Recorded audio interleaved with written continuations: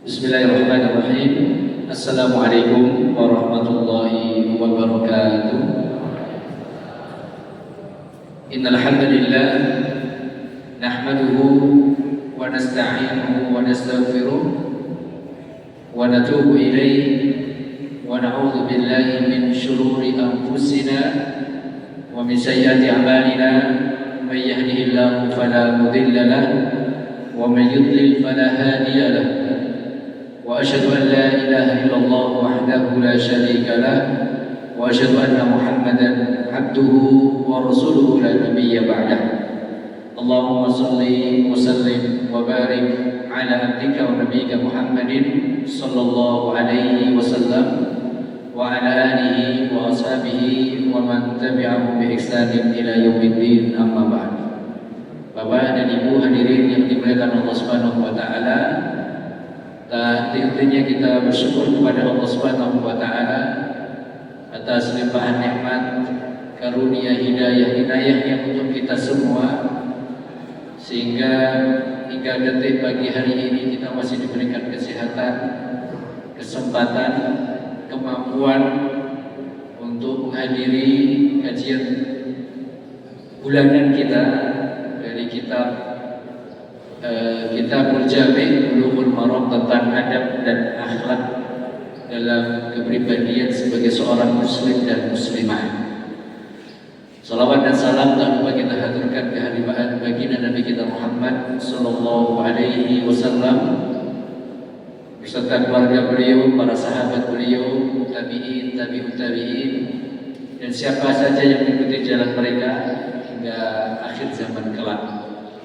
Hadirin yang dimuliakan Allah Subhanahu wa taala, pada pagi hari ini kita akan melanjutkan adab sederhana dalam kehidupan harian kita, yang mana justru ketika kemudian tema pada pagi hari ini adalah adab tentang makan.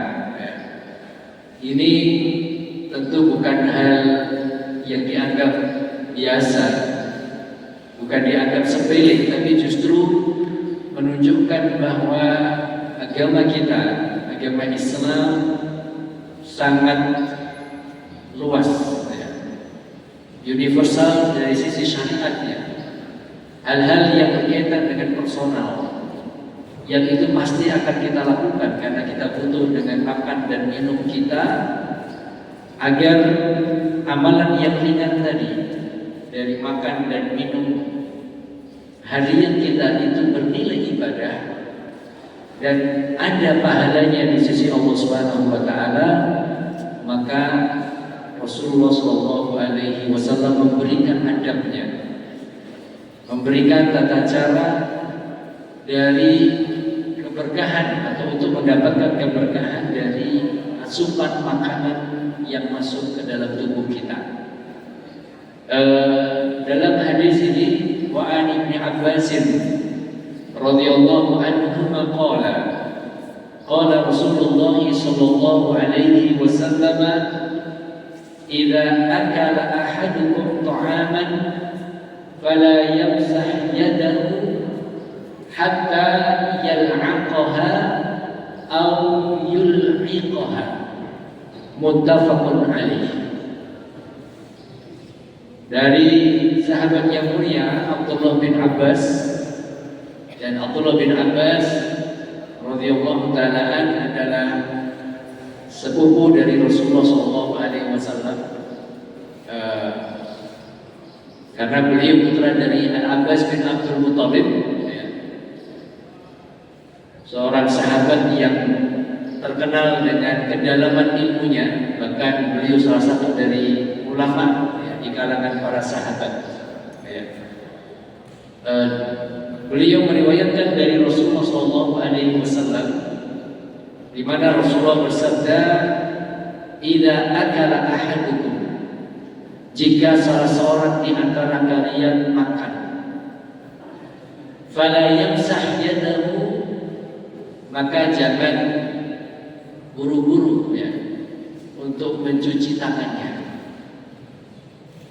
hatta ya'aqaha, hingga kemudian dia menjilati jari jemarinya terlebih dahulu. Au yul'iqaha, atau mohon maaf menjilatkan kepada orang lain. Ya, orang lain nanti kita dulu, karena semua orang yang jilat-jilat. Ya. Ya. Tapi ini jamaah sekalian, masya Allah. Mungkin sebagian orang mengatakan, oh yang manas banget ya, bukan manas, bukan. Oh yang masih lapar, bukan. Mungkin kalau orang melihat dan ini kadang ya, orang habis makan masih menjilat-jilat tangannya orang lain, merasa heran. Beragas banget, semangat sak piring saya dijilati. Mungkin ya. Mungkin orang namanya saya tadi beranggapan seperti itu.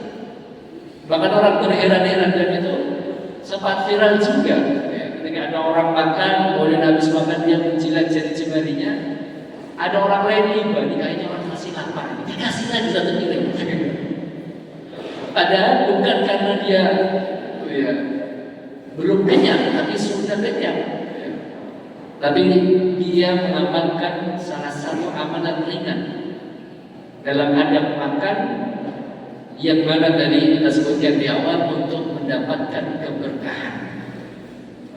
Makanya jemaah sekalian yang dirahmati Allah Subhanahu wa taala, dalam hadis yang lain ya, Rasulullah SAW menyuruh kita semua ketika kita mau makan untuk mengukur diri.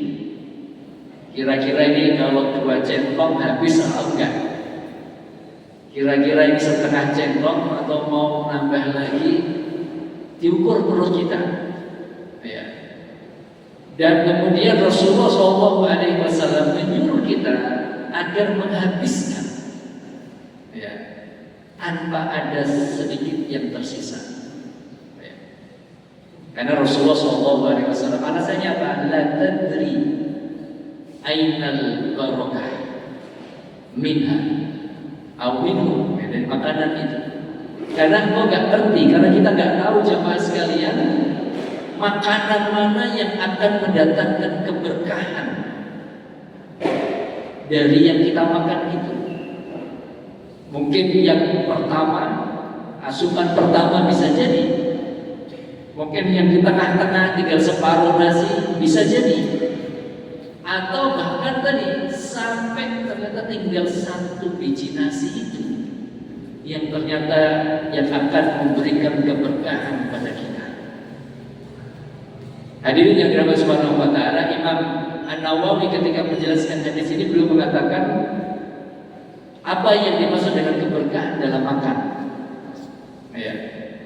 Yang pertama beliau mengatakan makanan itu walaupun sedikit mengenyangkan.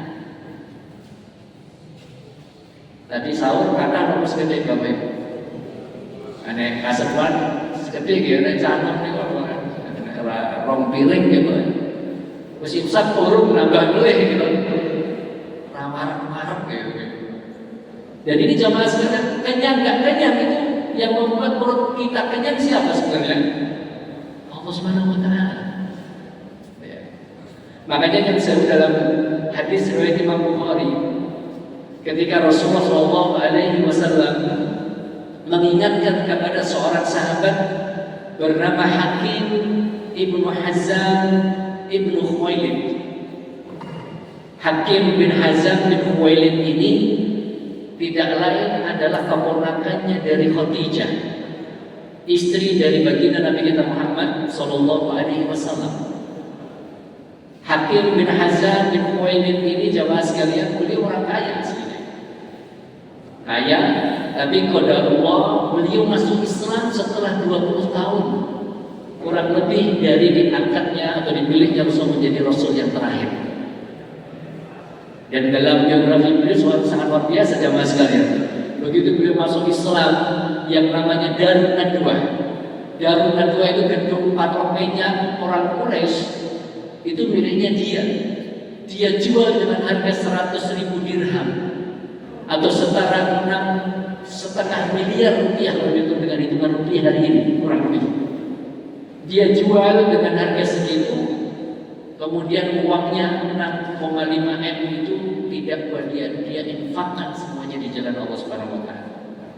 Tapi dilalahnya karena beliau baru masuk Islam pada Fathul Makkah.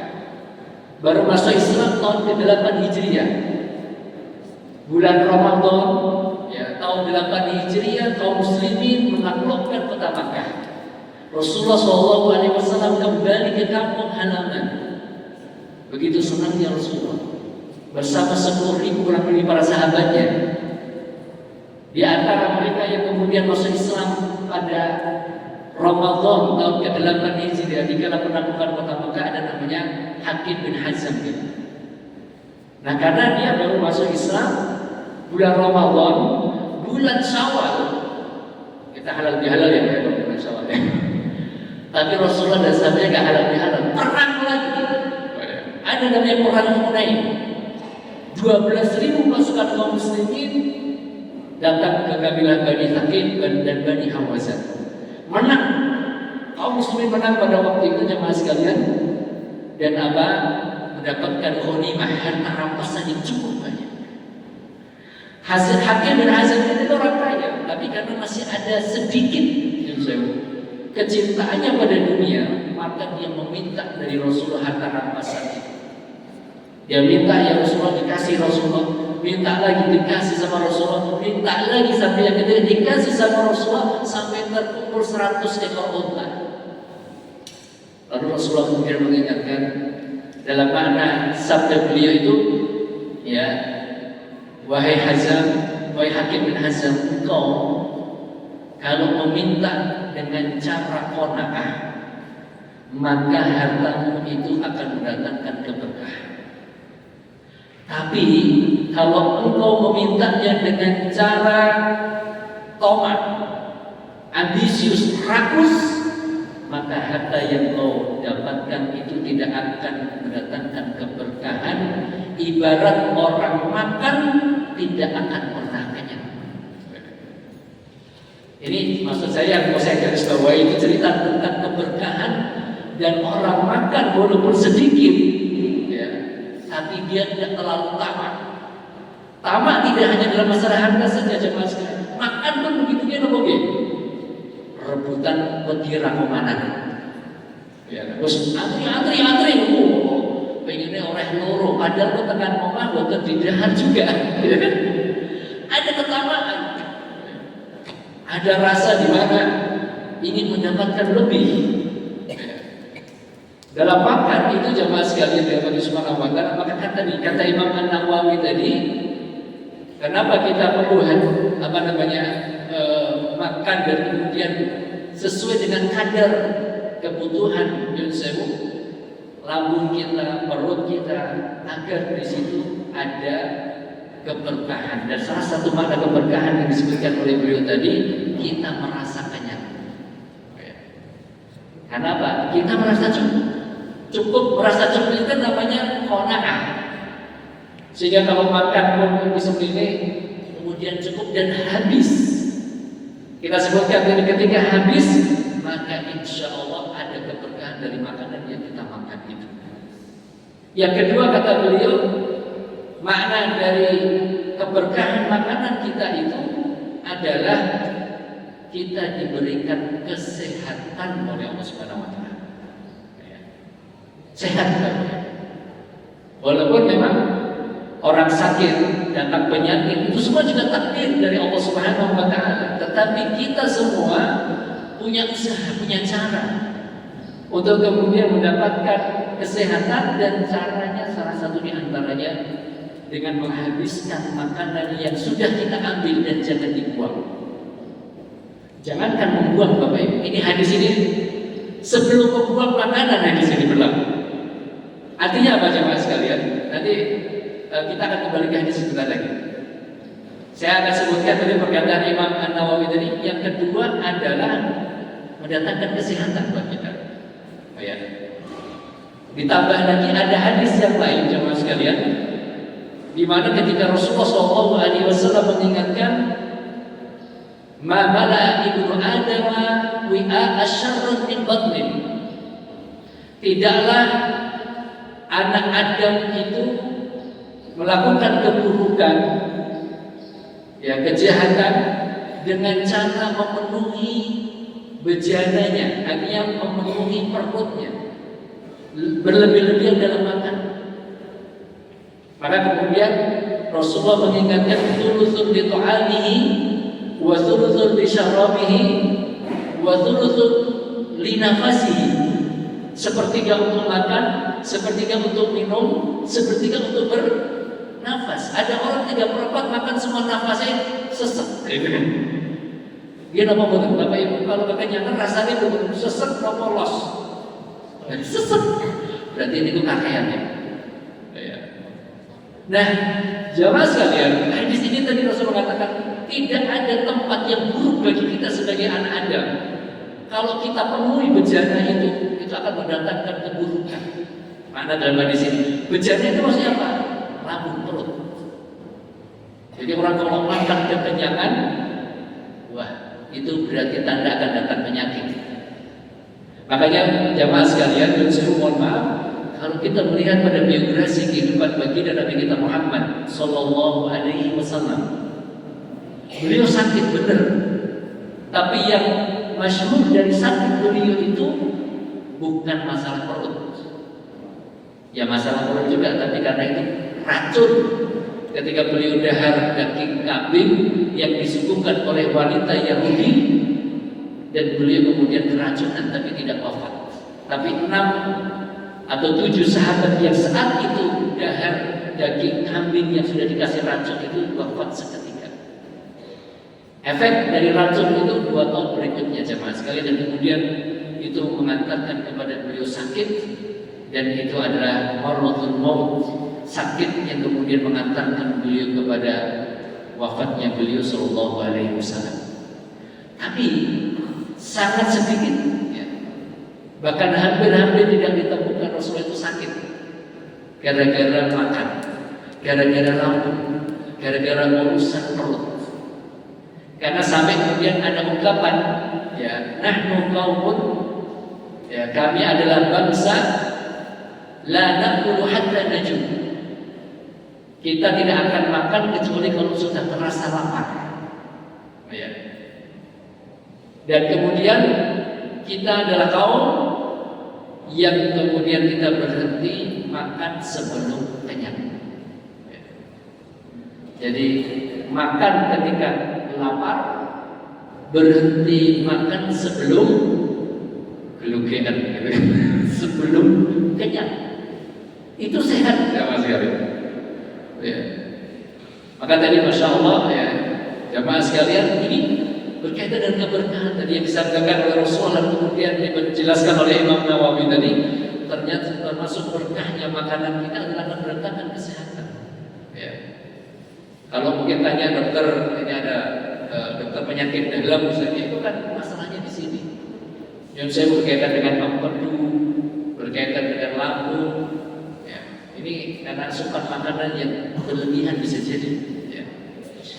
Jamaah sekalian yang Allah Subhanahu wa Ta'ala, yang ketiga kata Imam Nawawi, keberkahan dari makanan yang kita miliki itu juga akan mendatangkan keberkahan ilmu yang Allah berikan kepada kita. Ya. Kenapa jamaah sekalian? Ini kita tidak ngomong haram ya. Kalau makanan yang haram itu sudah jelas. Tidak ada dedek aling-aling ya. Tidak ada lalu kemudian dinegosiasi, tidak ada. Jadi makanan yang haram jelas itu tidak boleh masuk pada anggota badan kita. Dan kita semua jemaah sekalian di Ramadan ini momentum yang luar biasa. Momentum di mana kita masih pada keadaan puasa yang kemudian doa kita akan mustajab. Tapi kadang doa kita itu ditahan oleh Allah Subhanahu wa Ta'ala. Bisa jadi karena ada asupan makanan yang kemudian kurang selektif, yang masuk kepada tubuh kita, yang ternyata mohon maaf bisa jadi itu dari hal yang haram. Ya.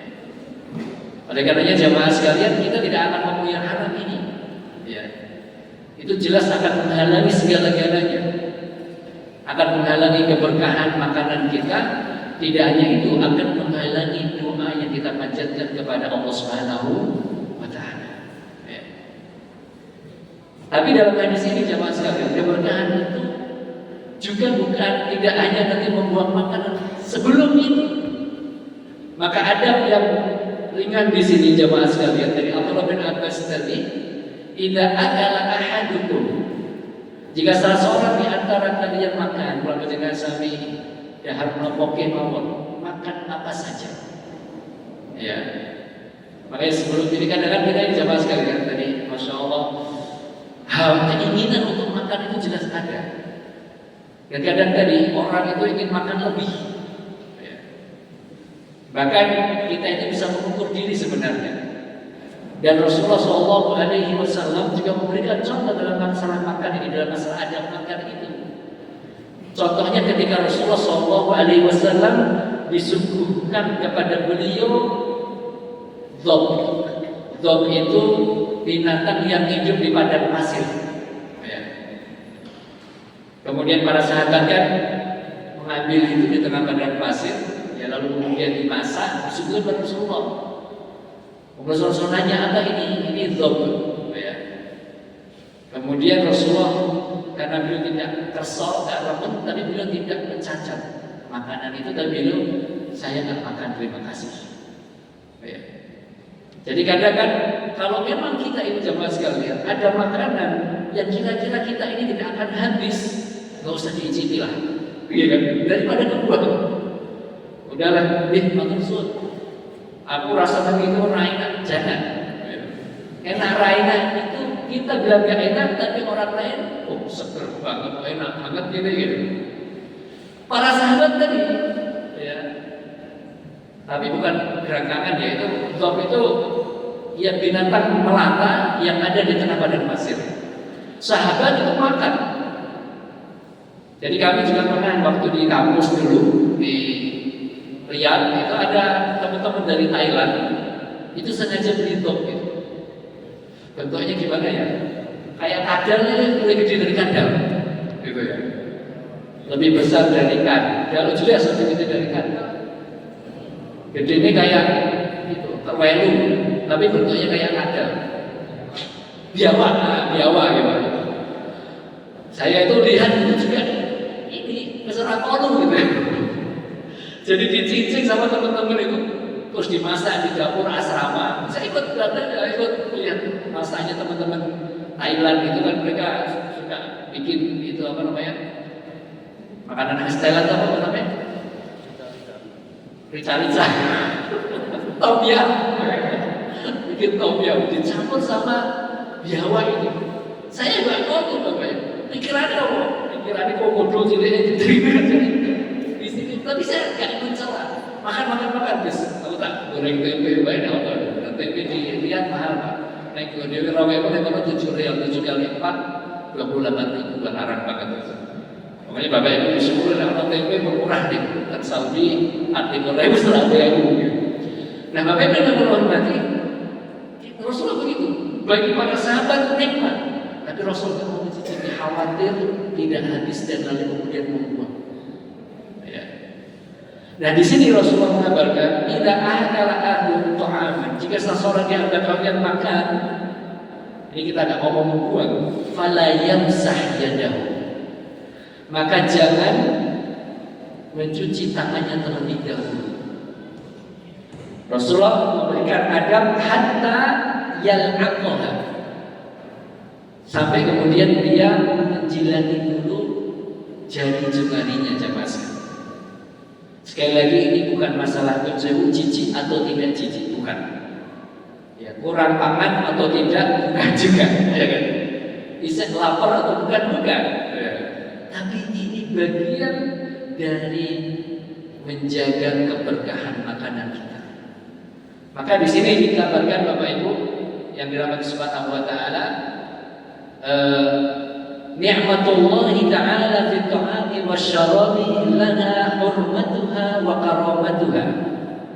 Nikmat yang Allah berikan dalam makanan untuk kita ini dan minum juga, itu ada yang harus kita hormati, kita muliakan makanan itu. Kenapa jemaah sekalian? Kita tidak akan bisa untuk menyiapkan makanan itu sampai di hadapan kita kalau itu kita lakukan sendiri. Setiap nasi, satu biji nasi yang sampai pada kita, gak mungkin kita menanam sendiri, ngenteni. Kita semua jadi petani dulu. Habis itu kemudian kita dari tukang selek semua. Habis itu kita baru bisa masak. Itu pun kalau nggak ada manuk gitu. Kemarin saya ketemu orang ya gagal panen karena empretnya rombongan datangnya. Apalagi di Turi katanya.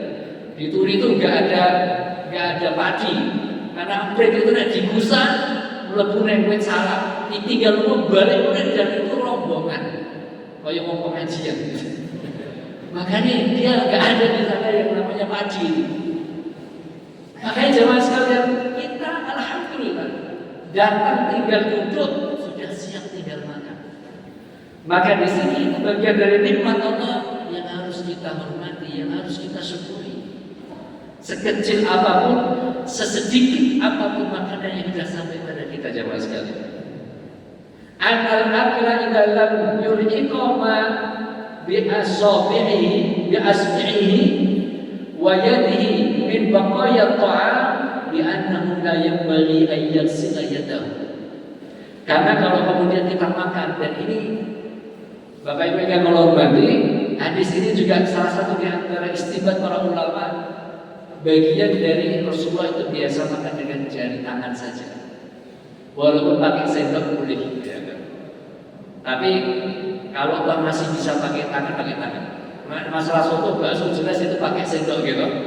Tapi ketika masih bisa pakai tangan, kita niatkan melakukan itu untuk juga mengikuti apa yang pernah dilakukan oleh baginda Nabi kita Muhammad Sallallahu Alaihi Wasallam. Pakai tangan dapat pahala.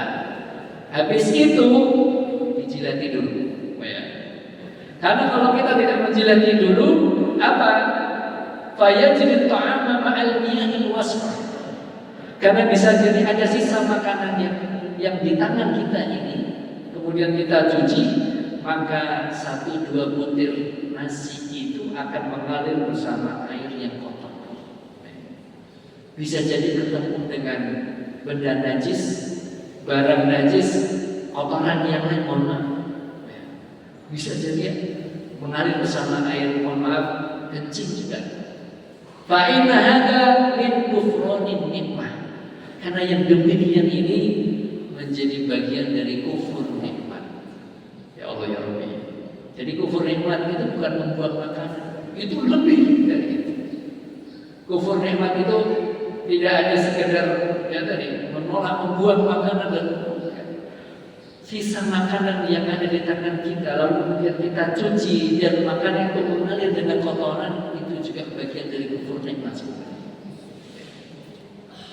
Karena apa? Tidak mensyukuri nikmat yang sudah sampai pada kita. Jadi jamaah sepele kan ya?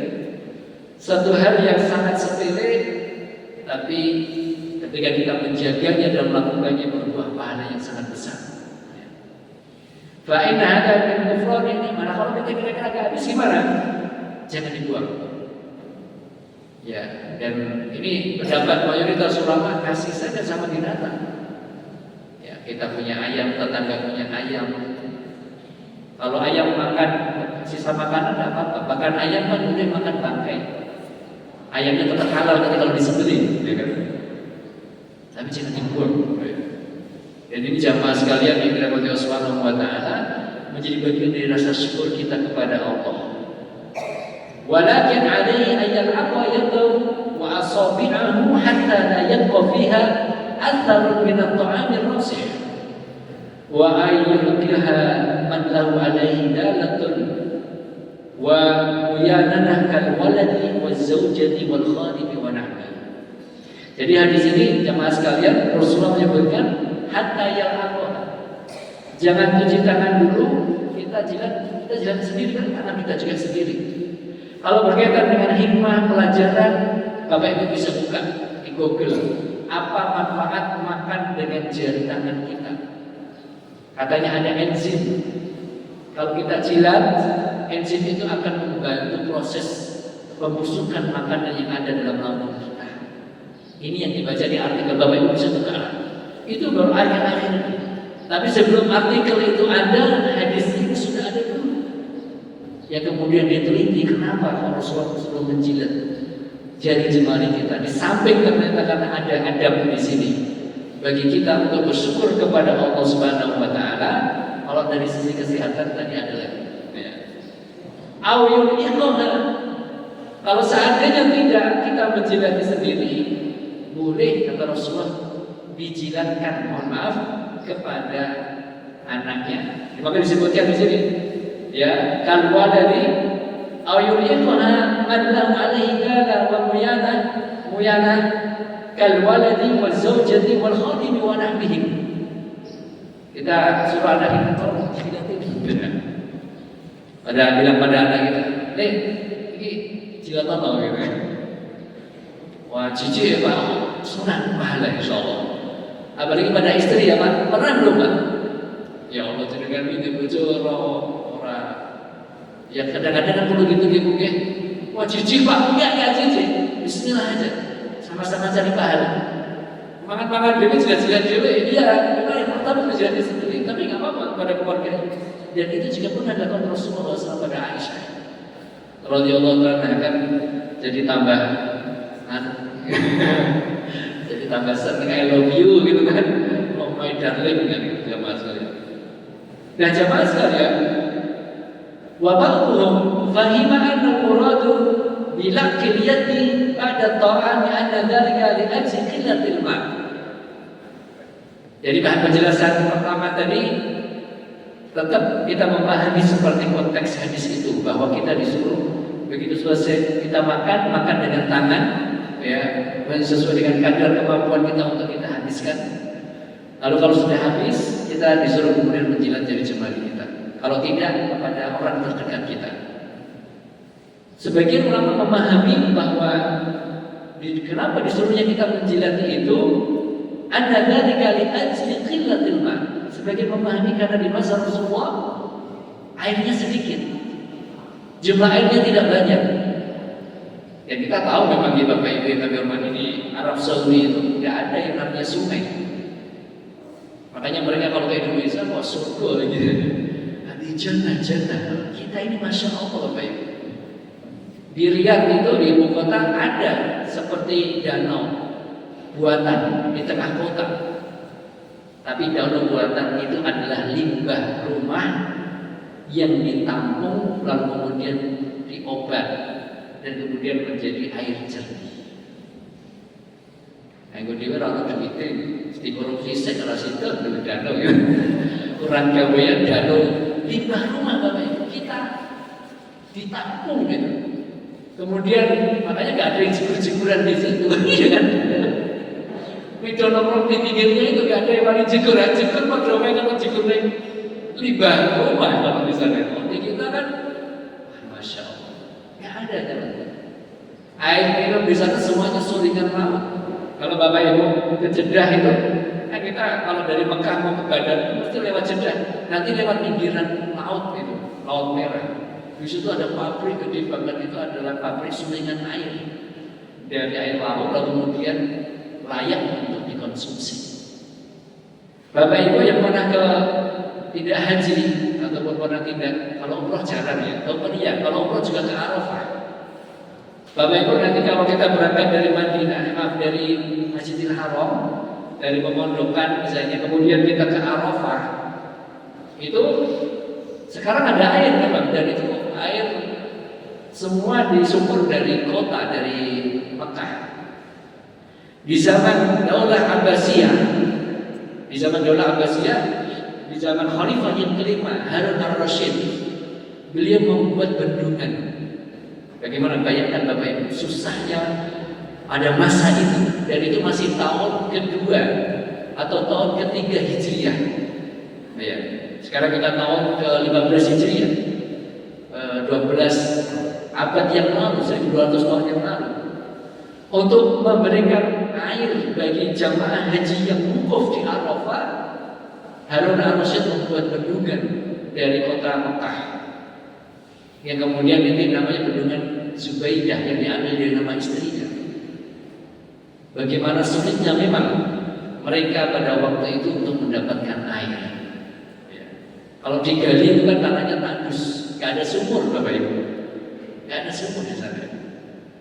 Nah makanya melihat ya pada fase kehidupan di masa itu, di masa Rasulullah SAW, apalagi tadi juga masih di masa daulah Abbasiyah, itu setelah daulah Umayyah, sampai kemudian harus mendatangkan air dari kota. Maka kemudian ada namanya tarwiyah.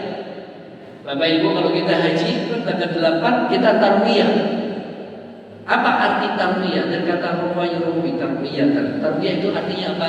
Jamaah haji sebelum wukuf tanggal 9 di Arafah mereka melakukan tarwiyah. Tarwiyah itu apa? Mereka mengambil air, dimasukkan ke galon-galon untuk dibawa ke Arafah.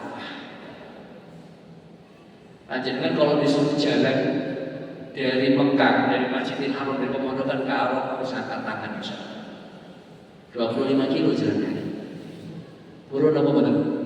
Beri habis gitu, terus bayar gitu.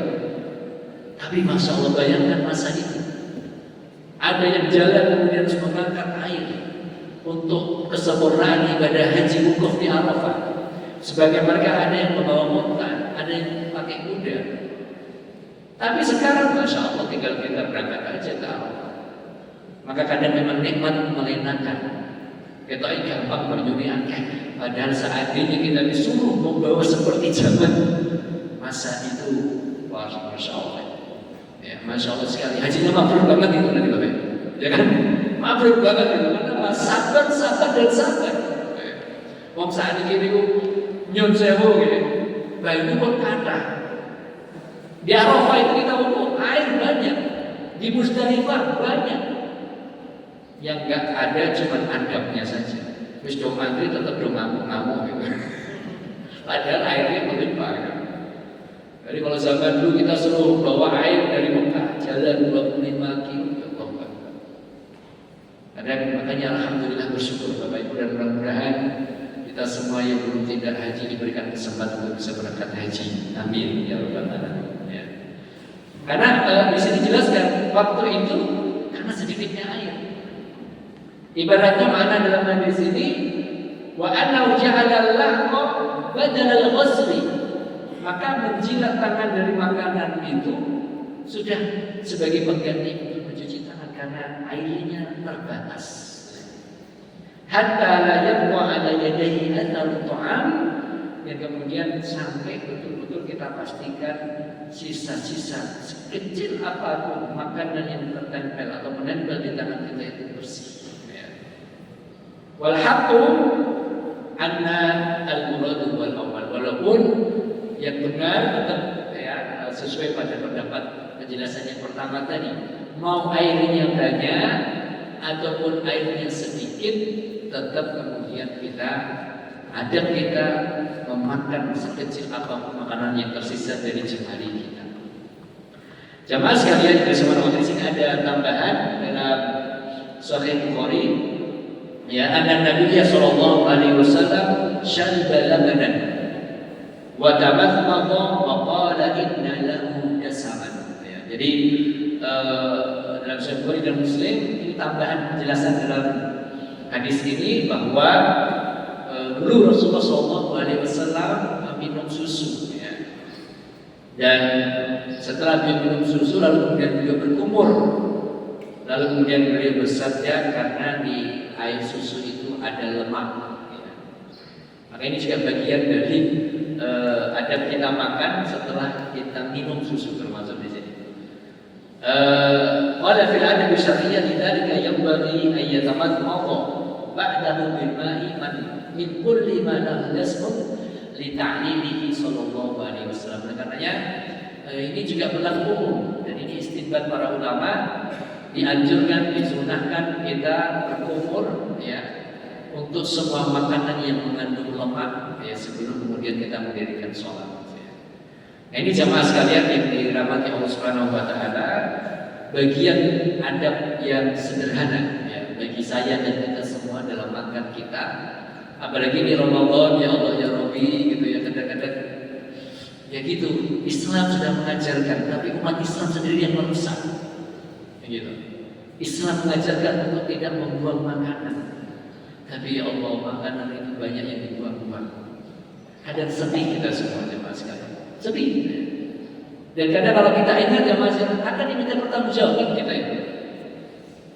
Apalagi kalau haji Pak. Ya Allah. 5 juta orang habis wukuf di Arafah itu, habis mabit di Musdalifah itu, habis mabit di Mina itu, ya Allah, gunung sampah dan masih bekas makanan yang layak untuk dimakan. Makanya kan kita dicibir sama orang-orang Barat ya. Ya orang Islam ini jorok makanan dibuang-buang. Pada orang Barat ya mau baik gitu. Tapi karena mereka sensi sama kita, sentimen sama kita.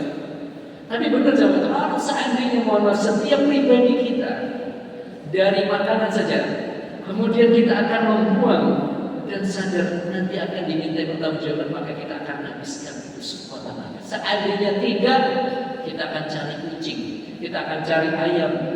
Tolong dibantu saya makan ini nggak habis. Itu jamaah sekalian. Maka tidak ada lagi yang membuang makanan. Maka ini Bapak Ibu, kita sebagai orang tua dan kalau apalagi nih, kayak saya anaknya masih kecil. Makanya kalau acara buka bersama itu saya bawa anak, istri, saya mesti cuma pesannya sesuai yang dewasa aja. Yang kecilnya rasa kenapa? Saya pasti akan menghabiskan yang kecil ini. Daripada saya ngabisin double kuyora rantai, aku diminta pertanggungjawaban, mending saya nggak pesen aja. Dan ternyata mesti anak kecil mesti nggak habis, pasti.